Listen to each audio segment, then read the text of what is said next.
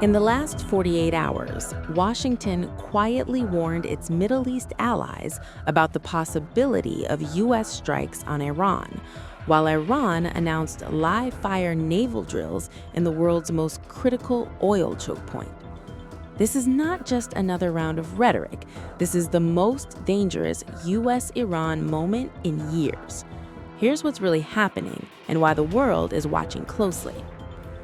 The United States has been rapidly building up military power in the Middle East. At the center of this buildup is the USS Abraham Lincoln aircraft carrier strike group, joined by additional warships. Some regional sources describe it as a massive armada moving into position. This comes as President Trump sharply escalates pressure on Iran over its nuclear program, its crackdown on protests, and its regional activities. Behind the scenes, U.S. officials have alerted key Middle East allies about potential military action. Countries like Saudi Arabia, Qatar, Oman, Egypt, and others were briefed. According to reports, the strikes under discussion range from precision targets, possibly senior commanders linked to protest crackdowns, to broader operations hitting ballistic missiles or nuclear facilities. But here's the key detail.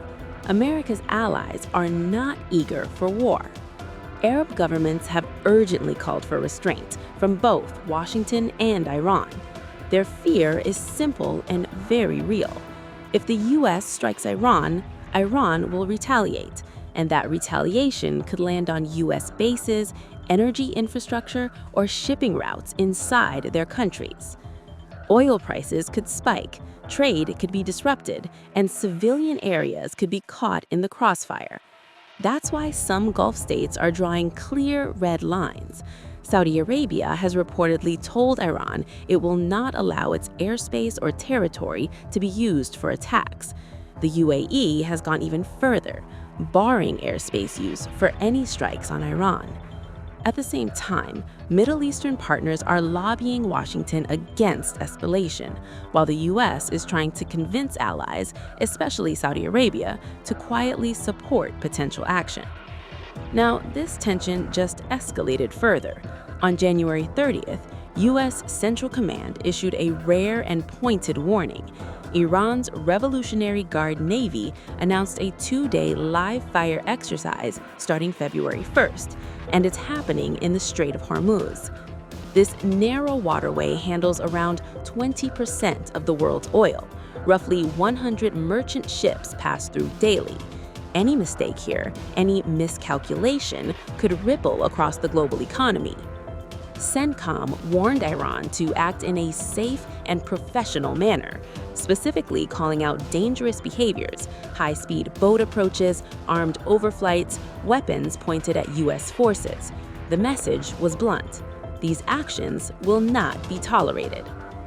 Iran's response has been equally strong. Iranian officials say any U.S. strike will be treated as an act of war. They've threatened immediate and unlimited retaliation against the U.S., Israel, and any country that supports an attack. State-linked media has released propaganda videos simulating attacks on U.S. warships, including scenarios claiming the USS Abraham Lincoln could be sunk.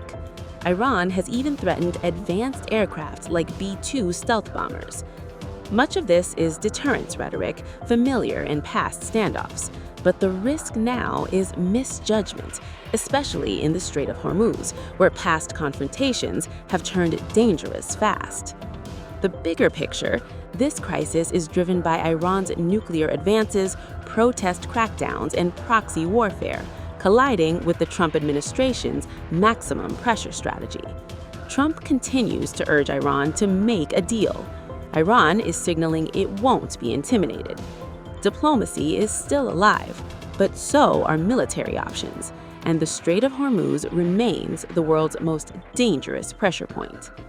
What happens next may decide not just regional stability, but the global economy itself.